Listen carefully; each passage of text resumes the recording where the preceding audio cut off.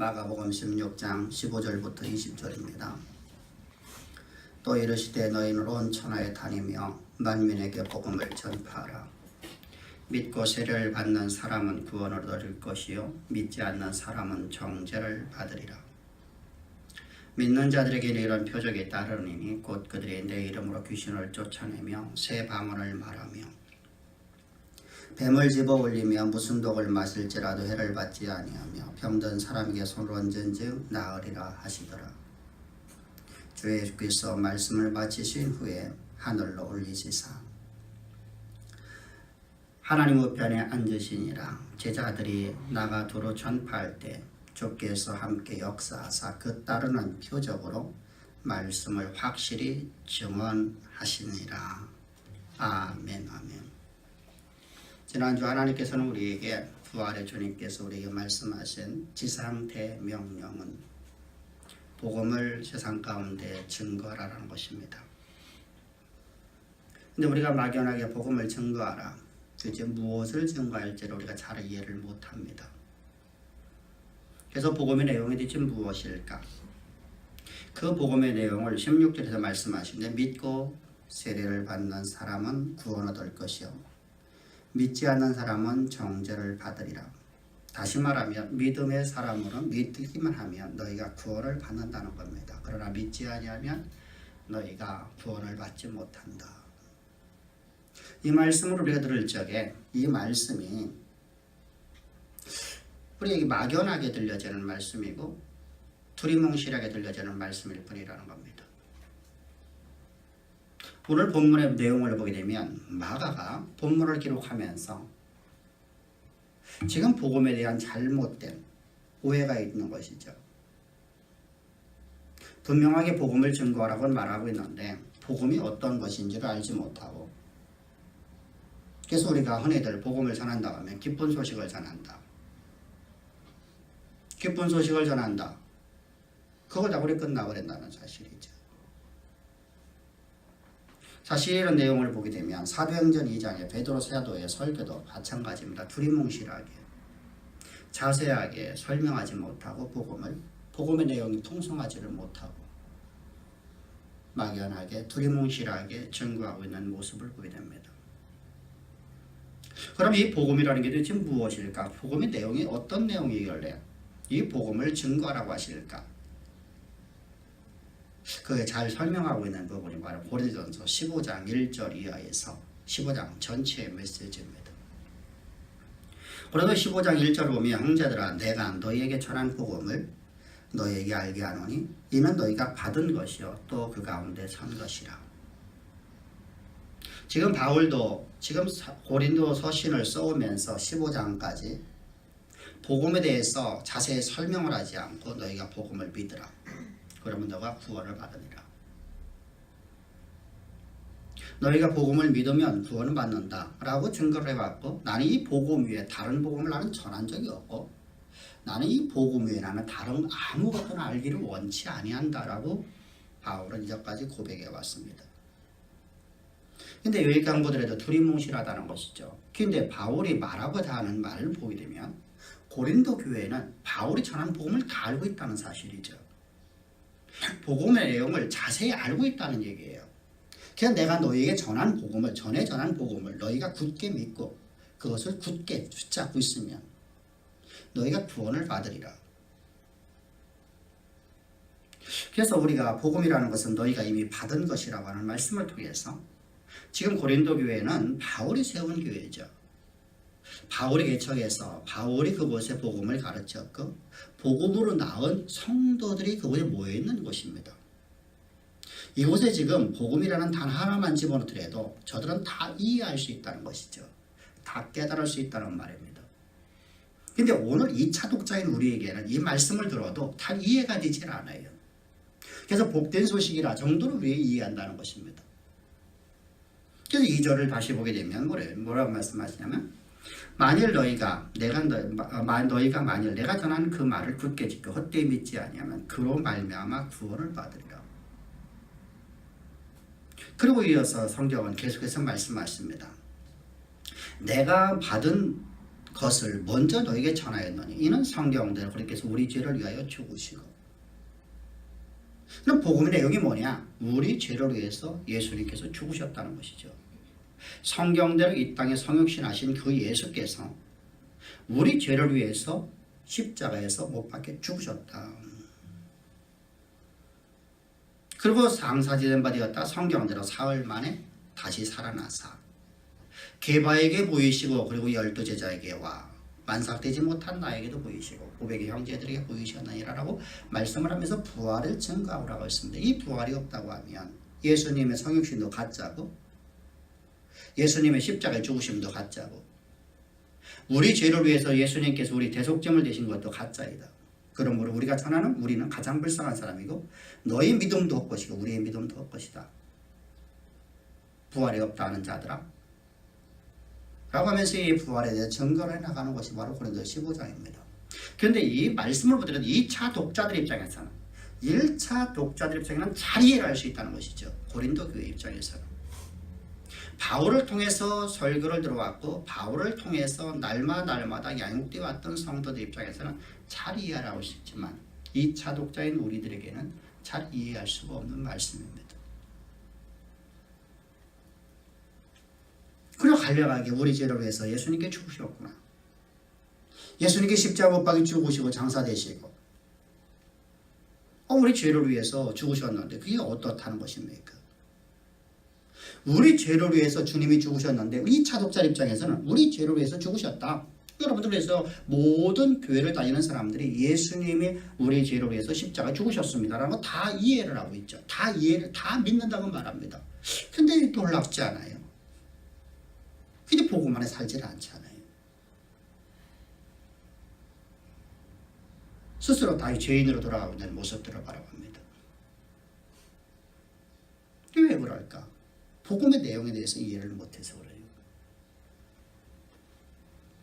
그래서 이 복음에 대해서 바울은 로마서 6장 3절부터 11절에서 자세하게 설명을 하고 있습니다. 3절을 보게 되면 무릇 그리스도 예수 앞하여 세례받은 우리는 그의 죽으심과 앞하여 세례받은 줄 알지 못하느냐. 이 말씀은 바로 여러분의 세례라는 것은 예수와 우리가 함께 연합되어서 예수와 함께 십자가에 죽고 다시 살아났다라는 의미로서 세례를 갖다 집어넣습니다. 그래서 예수 그리스도와 우리가 연합되어서 완전히 일치되어서 대속제물 되신 예수님과 우리는 연합되어서 예수와 함께 십자가에 못 박혀 죽고 예수 그리스도의 부활과 함께 우리는 장사되신과 우리는 함께 장사된 바 되었다가 4절을 보게 되면 예수 그리스도의 죽음과 합하여 세례를 받음으로 우리가 그와 함께 장사되었는 이는 아버지 영광으로 말미암아 주 그리스도를 죽은 자 가운데 살리신 것 같이 우리 또한 새 생명 가운데 행하게 하려 함이라. 여기까지 우리가 보더라도 여러분도 어떻습니까? 우리는 예수와 함께 십자가 못 박혀 죽고 예수님의 부활과 함께 우리는 새로운 새 생명으로 거듭났구나. 근데 어떻다고요? 그게 뭐 어떻다고요? 내용이 없잖아요. 왜 우리가 그렇게 돼야 되는지. 막연하게 그저 여기까지 보게 되면 우리가 그냥 막연하게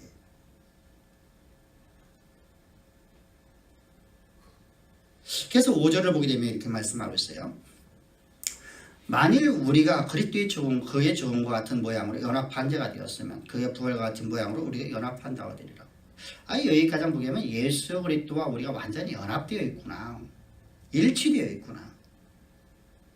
근데 이 말을 듣고 있는 유대 사상을 갖고 있는 사람들에게는 여러분 이게 엄청난 충격적인 거예요. 유대인들이 가장 큰 복을 뭐로 받냐면 가장 명예로운 상태를 얘기하는 거예요. 유대인들의 복의 개념은 우리가 유대인들의 복의 개념은 오늘 우리가 갖고 있는 복의 개념하고 좀 달라요.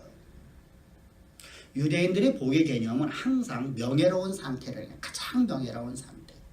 이 가장 명예로운 상태를 유대인들은 어떻게 받냐면 하나님과 함께하는 거예요.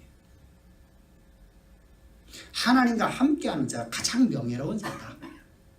그래서 그게 복 있는 사람이라고 생각하고 있어요. 그것이 유대인들에게 있었던 유대 사상을 갖고 있는 사람들에게 있어서 아주 갖고 있는 기본적인 생각이에요. 그런 그들에게 지금 유대교 사상을 배워갖고 있는 저 로마교에 있는 성도들에게 20년 전에 교회가 세워져서 그곳에서 유대인의 사상을 배워왔던 그들에게 있어서 복의 개념은 하나님과 함께하는 건데, 지금 바울이 말하고 있는 것이 무엇입니까? 너희는 예수 그리스도의 십자가에서 너희가 함께 죽고 너희들이 함께 장사되었다. 예수님의 부활과 함께 너희는 새로운 피조물로 하나님과 함께 되었다. 하나님과 연합되었다. 너희는 가장 복 있는 사람이다 라고 말하는 거예요. 근데 여기까지를 보더라도 우리가 이 복음에 대해서 자세하게 설명을 하고 있지 않죠. 그래서 우리가 서론 부분을 말하고 있는 거거든요. 서론 부분. 복음의 서론 부분을 말하고 있는 거기 때문에 본론로 들어가지 않고 있어요. 그저 우리가 간략하게 너희는 새 생명 가운데 하나님과 연합된 자, 하나님과 하나 되어 있는 존재가 되었느니라. 너희는 가장 복 있는 사람, 명예로운 상태가 되었느니라 라고 말하고 있는 것뿐이라는 사실이죠. 그리고 나서 이제 예수님께서 왜 십자가에 못 박혀 죽으셨는지 되는지, 왜 꼭 예수님께서 십자가에 못 박혀 죽으셔야 되는지를 이제 설명을 하는 것이 바로 이제 6절 이하입니다. 우리가 알거니와 우리 옛사람이 예수와 함께 십자가에 못 박힌 것은 죄의 몸이 죽어 다시는 우리가 죄에게 종노릇하지 않게 하려 함이니. 우리 옛사람이라는 사람은 죄의 종노릇하는 사람이었었는데, 첫사람 아담에게 난 모든 사람들은 죄에게 종노릇하던 사탄의 종으로 살아갔던 존재가 되는데, 이런 우리를 예수 그리스도와 함께 연합시켜서 예수와 함께 십자가에 못 박혀 죽이시고 예수님의 장사되신과 함께 우리라는 나라는 존재, 과거의 옛사람이라는 나라는 존재는 예수와 함께 완전히 장사되어서 끝장내버리고, 예수님의 부활과 함께 내가 새로운 피조물이 되었는데, 이 새로운 피조물이란 다시는 죄에게 종노도 하지 아니하는 자로 우리가 새 생명을 얻는 자다. 죄와는 관계없는 자다. 죄가 우리를 주관할 수가 없다. 그래서 우리를 죄에서 종노릇하지 않게 하려 함이니, 이는 죽은 자가 죄에서 벗어나 의롭다함을 얻었느니라. 우리는 의로운 자가 되었다는 겁니다. 죄에서 벗어났기 때문에 의로운 자가 된 것이지 우리의 행동이 의롭다는 게 아닙니다. 내가 오늘 선하게 살고 착하게 살아서 내가 의로워진 것이 아니라 나는 예수 그리스도의 십자가의 구속의 은총을 통해서 예수와 함께 내가 십자가 못 박혀 죽고 예수 그리스도의 부활과 함께 내가 새로운 새 생명이 되었는데, 이 새로운 새 생명에 대한 상태라는 존재는 죄에게는 전혀 죄로부터 지배를 받지 아니함, 죄와는 상관이 없는, 죄에게 종노릇하지 않는 하나님의 의로움이 있는 존재로 우리는 거듭나서 우리는 의로운 자가 되었다는 겁니다. 우리가 의로운 된 것은 하나님의 은혜죠. 전적으로 부패되었던 나라는 존재가 하나님의 의로움의 대상이 되어지는 존재가 된 것은 하나님의 전적인 은혜라는 것이죠. 그러면서 이제 말합니다. 만일 우리가 그리스도와 함께 죽었으면 또한 그와 함께 살 줄도 믿노니, 이는 우리가 예수 그리스도의 십자가에서 예수와 함께 십자가에 못 박혀 죽고 그와 함께 우리가 부활과 함께 내가 새로운 새 생명이 된 것을 믿는다고 하면 이는 그리스도께서 죽은 자 가운데 다시 살아났으며 다시는 죽지 아니하고 사망이 그를 주관하지 못할지매라. 우리 여러분들 다시는 우리에게 죽음이라는 것이 존재하지 않는, 사망이 우리를 주관할 수 없는, 우리는 영생을 얻었다는 겁니다. 영생을 얻었다. 여러분, 우리는 이것이 너무나 감사한 줄 알아야 됩니다. 얼마나 감사한가 우리가 생각해 볼까요? 이 땅에 살아가는 사람들은 모두가 다 문제를 갖고 살아갑니다. 각자가 여러분들 다르게, 경중은 다를 수 있습니다만 각자가 있는 그 상태가 가장 고통스러워요. 그래서 우리가 고통 속에서 이 땅에서 살아갑니다. 여러분, 이 고통이라는 것이 한시적이라는 것이죠. 이 땅에서 우리가 많이 살아도 120세, 적게 살아면 7, 80, 60. 우리가 여러분들이 이런 한시적으로다가 살고 우리에게 영원한 생명이 있는 영생의 세계에 들어가서 영원한 기쁨을 누릴 수 있는데 얼마나 복된 것입니까? 근데 우리가 이 놀라운 은혜가 우리에게 어떤 자들이 주어지냐면 예수 그리스도의 십자가의 죽으심과 부활과 함께 나의 옛사람이라는 존재가 나는 예수와 함께 십자가 못 박혀 죽어서 이제 나는 죄에 대해서 나는 죽었고 예수님의 부활과 함께 나는 새로운 새 생명이 되어서 죄가 나를 주관할 수 없는 것을 믿는 자에게. 할렐루야. 그렇지 않은 자들의 여러분들을 보십시다. 여러분들, 우리는 얼마나 여러분들 복된 자들인가. 그렇지 않은 사람들은 여러분들 어떻습니까? 이 땅에서 고통의 삶을 살다가 영원한 고통, 끝나지 않는 이 땅에 사는 것이 차라리 낫은. 왜? 이 땅에는 한시적이기 때문이에요. 근데 영원한 고통, 영벌의 세계는 끝이 없는 영벌이거든요. 여러분, 이건 보더라도. 그래서 유대인들이 생각하는 것이 바로 그겁니다. 하나님과 함께하는 자는 가장 명예로운 상태이고 그것이 바로 복 중에 복이라고 생각하는 겁니다. 오늘 주님은 우리에게 말씀하고 있습니다. 예수께서 부활하심으로 말해서 우리는 새로운 새 생명으로도 죄가 우리를 다시는 주관할 수 없는 죄에서 완전히 해방된 죄에게 종노릇하지 않는 과거에 나라는 옛사람이라는 존재는 죄에게 종노릇해서 내가 하는 모든 일이 하나님을 대적하는 일이었습니다. 내가 착하게 사는 것이 하나님을 대적하는 일이었고 내가 선하게 사는 일이 하나님을 대적하는 것이었어요. 그런 내가 하나님의 영광이 가득 드러나는 하나님의 의가 드러나는 죄가 더 이상 나를 주관할 수 없고 언제나 하나님의 의만 나타나는 가장 보배로운 존재로 내가 새 생명을 얻었다는 것은 얼마나 복된 겁니까?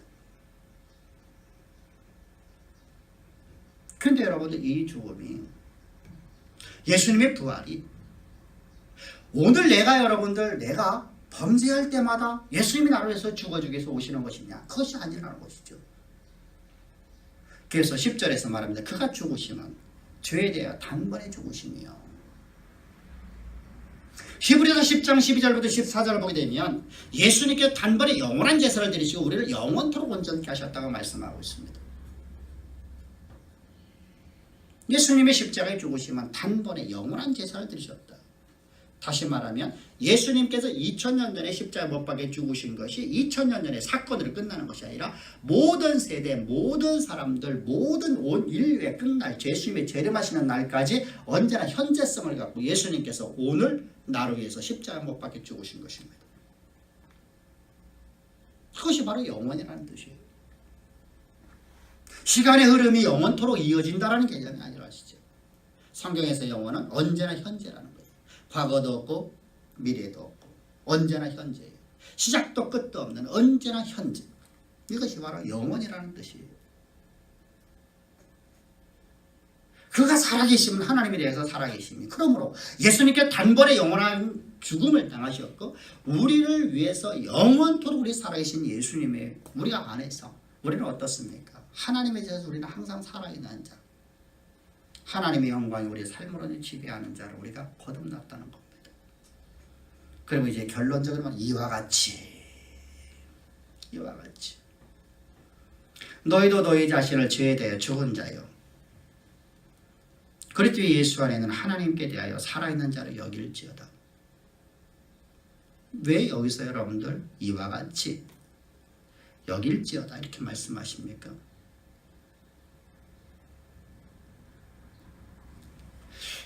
우리는 여러분들 나의 상태를 바라보니까 내게는 거룩성이 없어 보이거든요. 오늘 나의 삶의 모습을 보면 내 삶에서 거룩성이 없어 보이거든요. 하나님의 의가 나타나지 않는 것처럼 보여지는 삶이 내 삶처럼 보여지거든요.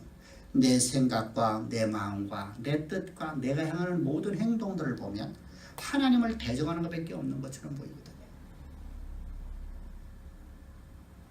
그럴지라도 너는 이 말씀을 믿고 너 자신은 하나님에게 대하여 산 자로 너는 여길지어다. 할렐루야.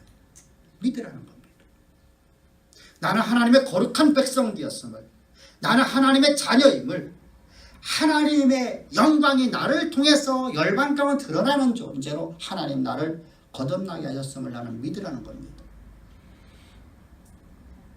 그래서 성경은 말씀해 믿음으로 하나님의 영광이 나타나니라, 믿음으로 하나님의 역사가 나타나니라라고 성경은 계속해서 말씀하시는 겁니다. 네가 오늘 행위가 과연 네가 참으로 아름다운 하나님의 뜻이 이루어지는 삶에 완벽하게 되어서 하나님의 영광이 네게 드러난다. 그런 말씀하신 적이 한 번도 없어요. 왜 인간은 살아가는 우리의 육신이 죽는 날까지 우리는 하나님 앞에서 범죄하는 것 이상 잘하는 게 아무것도 없거든요. 그럼에도 불구하고 하나님은 예수를 께 십자가에 흘리신 그 보혈로 우리 모든 죄를 사하셨어요. 죄에 대해서 우리는 죽은 자요, 의에 대해서 산자로 하나님에 대해서 산자가 되어서 하나님의 영광이 우리 삶으로 드러나는 존재로 하나님 우리를 거듭나게 하신 새 생명을 주신 보배로운 자녀인 걸 너는 믿으라는 겁니다. 그 믿음으로 하나님의 영광이 드러난다는 겁니다.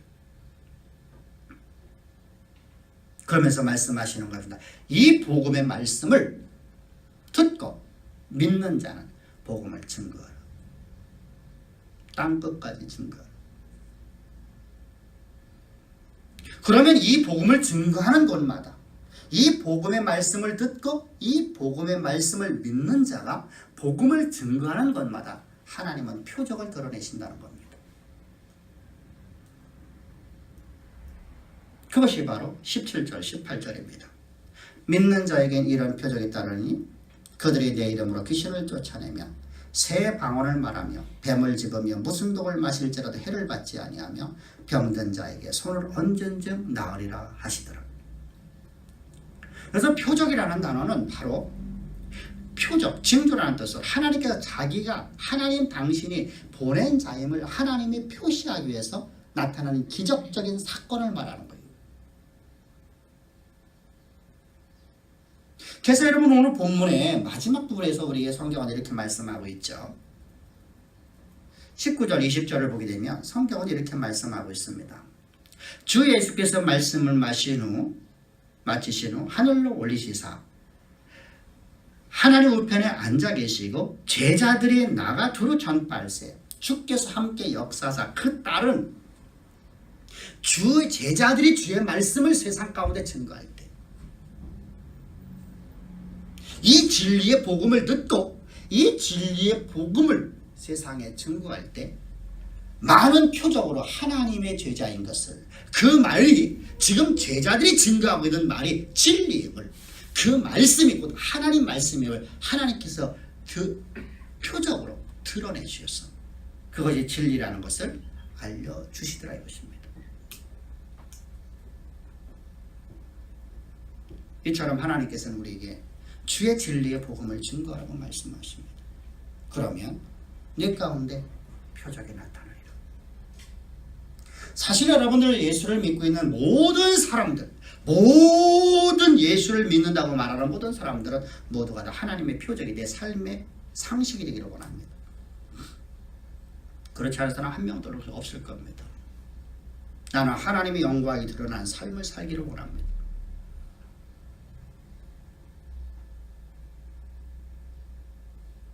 근데 여러분 성경은 우리에게 이 표적에 대해서 항상 동일하게 말씀하시는 사도행전을 보더라도 제자들이 주의 복음을 증거하러 나가 주의 복음을 증거할 때 하나님의 표적이 저들과 함께 하셔서 저들이 전하는 말이 곧 하나님 말씀임을 하나님이 증거하시더라.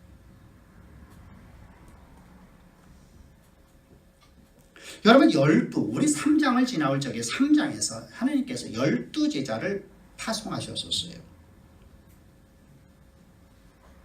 열두 제자를 파송해서 천국복음을 증거하라 했을 때 천국복음을 증거하자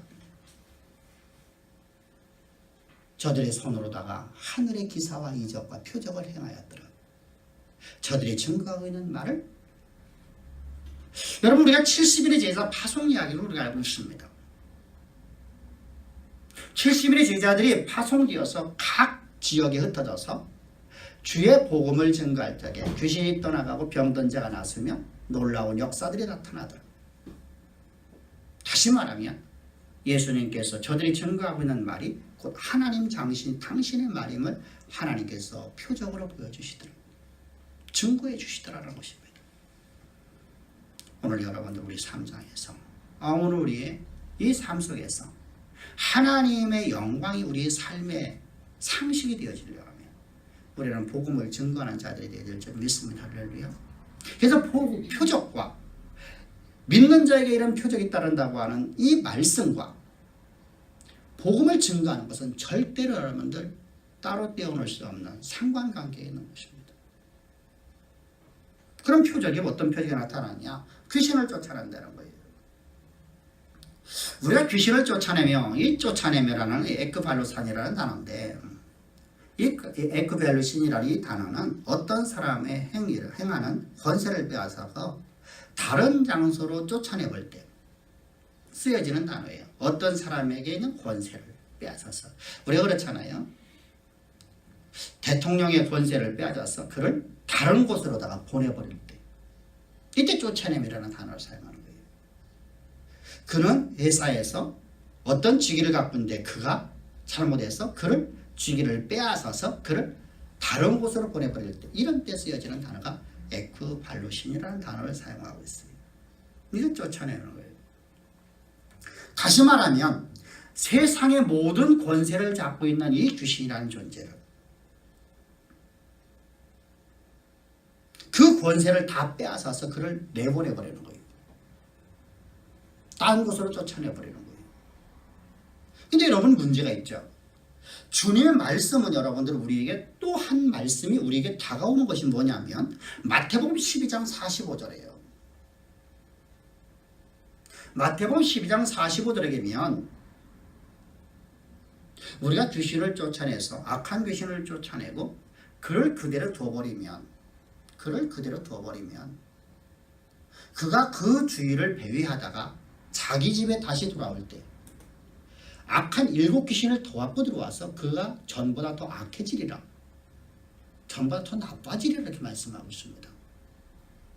그럼 이게 무슨 말이죠? 쫓아낸다는 말은요. 단순하게 그를 쫓아내는 것만 아니라 쫓아내고 나면 그 자리에 누군가를 또 앉혀야 되잖아요. 우리가 우리가 이번에 대통령을 우리가 탄핵을 해서 쫓아내고 새로운 대통령을 앉힌 것처럼 무엇인가를 쫓아내면 그 자리에 반드시 무언가가 다시 채워져야지만 다른 것이 들어올 수가 없어요. 왜? 그 권세가 있어야만 못 들어오기 때문에요. 이 말씀은 어떤 의미죠? 바로 이런 얘기예요. 우리가 귀신을 쫓아낸 것으로다가 축사하는 것을 말하는 게 아니에요. 여기 쫓아내라는 것은 귀신의 나라를 파해버리고 쫓아내버리고 하나님 나라를 그 안에 세우라는 겁니다. 복음 전파죠. 땅 끝까지를 주의 복음을 증거라는 바로 하나님 나라를 건설하라는 것입니다. 이런 역사가 나타난다는 것입니다. 나로 말미암아서 제가 여러분들 전에도 그런 설교를 많이 해줬습니다. 나는 그저 예수를 믿고 교회를 다니는 존재가 아니라 나로 말미암아서 교회가 세워지는 교회, 성도. 남들이 다 이루어놓은 교회가 그곳에서 그저 나는 살아가는 존재가 아니라 내 일생 동안에 단 한 번만이라도 하나님의 나라와 영광을 위해서 나의 전부를 하나님 앞에 드렸어. 하나님의 교회를 한번 세워보는 것. 여러분 이보다 더 복된 일이 있어요. 다윗은 여러분들 그 복을 누리기 위해서 자신의 전부를 걸고 하나님의 성전을 건축하기 위해서도 하나님께 허용하지 않아서 그는 포기해버린 게 아니었었죠. 자신의 전부를 하나님의 건축을 위해서, 하나님 나라 건설을 위해서 다 하나님의 드렸던 사람이에요. 그 마음의 중심이 하나님께로 가 있고, 하나님의 교회를 사랑하고, 하나님의 나라를 사랑하고,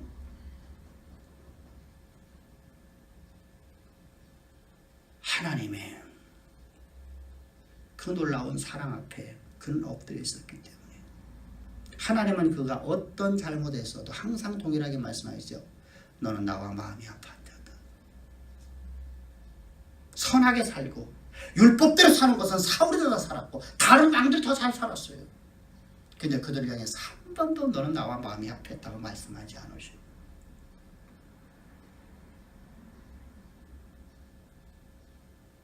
그래서 여러분들 다윗의 후손들에게 하나님 말씀하지 않습니까?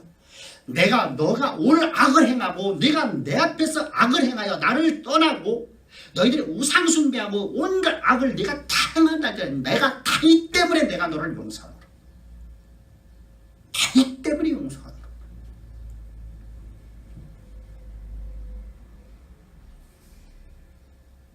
이것이 바로 다윗이 하나님을 사랑한 자의 모습입니다. 하나님의 교회를, 하나님의 성전을 위해서, 나는 오직 그 하나를 위해서.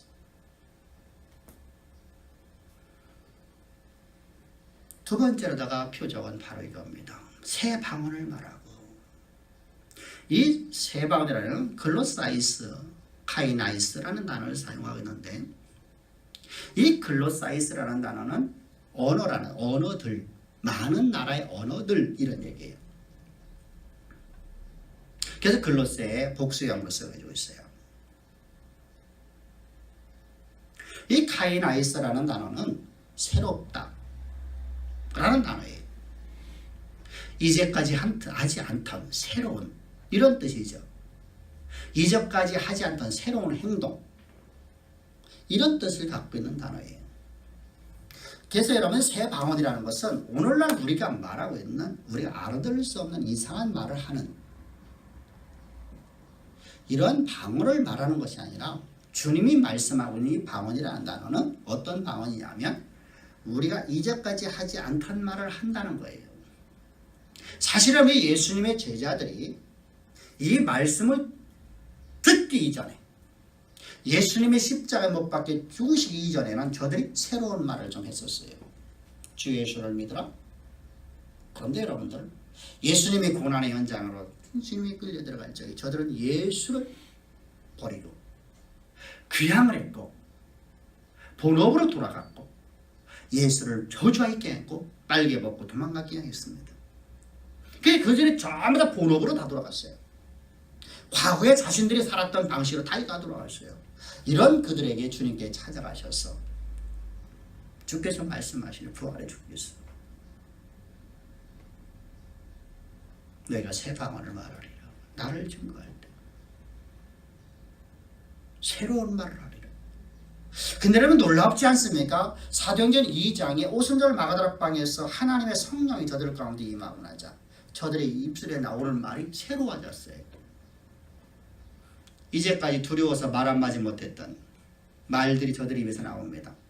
그 내용을 볼까요? 사도행전 2장 6절부터 11절인데, 이 소리가 나며 큰 무리가 모여 각각 자기의 방언으로 제자들이 말하는 것을 듣고 소동하여 다 신기하게 여겨 이르되 보라. 얘는 지금 솔로몬 행각 앞에서 지금 베드로 사도와 120문도들이 여러분 지금 막 소리를 지르면서 여러분들 다른 이상한 말들을 하고 있어요. 이제까지 들어보지 못한 새로운 말을 한다는 겁니다. 모든 사람들이 다 새로운 말을 지금 듣고 있는 거예요. 이 이야기는 무슨 말이냐면, 이제까지 유대 지금 유월절 절기를 지켜오는 모든 유대인들과 흩어진 모든 나그네들과 이방 그리스도인들이 모두 이방에서 유대교로 이제 개종한 모든 유대교 사람들이 모여 있는데, 그들은 모두가 다 어떤 말을 듣고 이제까지 어려서부터 자라왔냐면 행함으로 구원받는다고 했어요. 근데 이제 제자들에 비해서 믿음으로 구원에 대해서 말하고 있는 거예요. 행함으로 구원이 아닌 새로운 도를 듣고 있어요. 그래서 저들이 여러분 놀라워리는 거 놀라서 또 더다 놀라운 것이 왜 더 놀랐냐면 저들이 왜 그 말을 집중할 수 있었냐면 저 사람들이 저거 말하고 있는 사람들이 저 행색을 보니까 전부 다 갈릴리 사람들이다.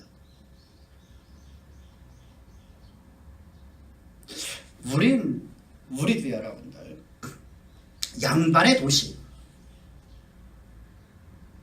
양반의 도시 우리가 주자가 들어있는 곳이죠. 대부분의 양반의 도시들이죠. 우리가 뭐 상주, 뭐 공주, 뭐 이렇게 주자, 충주 이런 데가 이제 주자가 들어있는 것이 바로 양반의 도시였었습니다. 그곳에 있는 사람들이 옷 입는 거와 상민들이 살아가고 있는 사람들의 옷이 입는 것이 옷이 달라요. 난민촌에 있는 사람들과 풍요로운 곳에 있는 사람들이 옷 입는 게 달라요.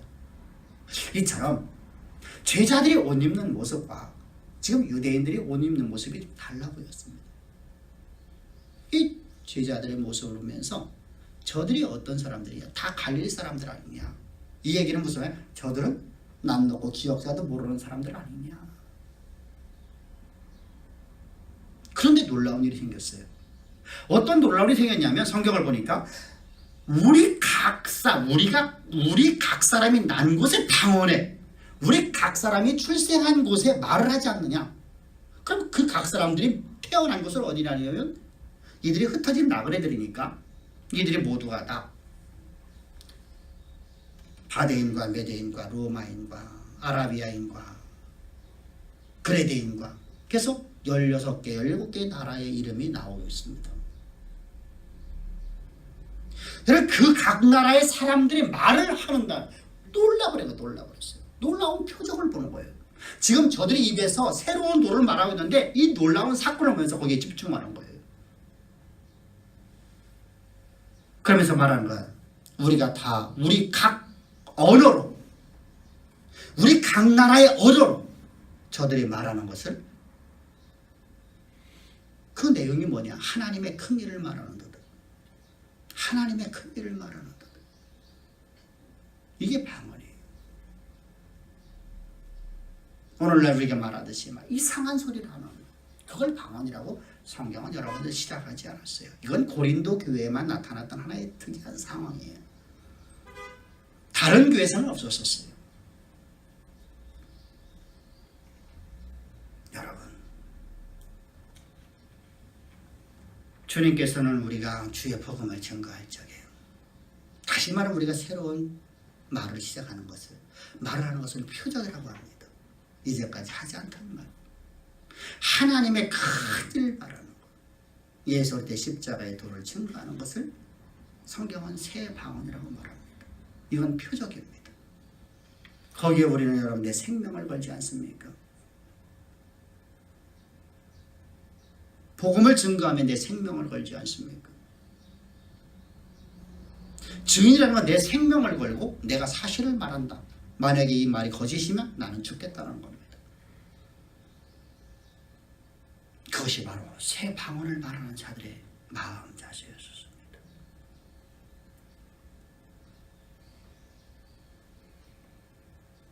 그리고 해를 받지 않으며 이건 여러분 바울이나 모든 우리 믿음의 선진들이 복음을 증거하러 다니다가 고의적이 아니라 불가항력적으로다가 독을 마실 때가 있었어요. 복음을 증거하는 자들에게. 근데 여러분 그 독이 해를 받지 않았어요. 뱀을 집으면 무슨 독을 마실지라도. 여러분 기독교 역사에 여러분 이런 놀라운 사건은 여러분들 많이 기록되고 있어요. 사약을 먹었는데 독약을 먹였는데 죽이려고 죽지 않는 거예요. 그 입에서 주의 복음이 증거되고 있어요. 하나님의 말씀이 세상 가운데 증거되어야 되니까. 뿐만 아니라 병든 자에게 손 얹어 놓는다 그래요. 주의 복음이 있는 곳에 주의 병든 자들이 낫더라 이것입니다. 이상의 이적들이 예수 믿고 증거하는 성도들이 나타나는 표적이에요. 세상에 말하면 기적이라는 단어죠. 예수님께서 당신이 보낸 자임을 증거해 주는 것이고 저희 입에서 나오는 말이 곧 하나님 말씀임을 증거해 주는 사건이 바로 기적적인 사건이 바로 표적이라는 겁니다.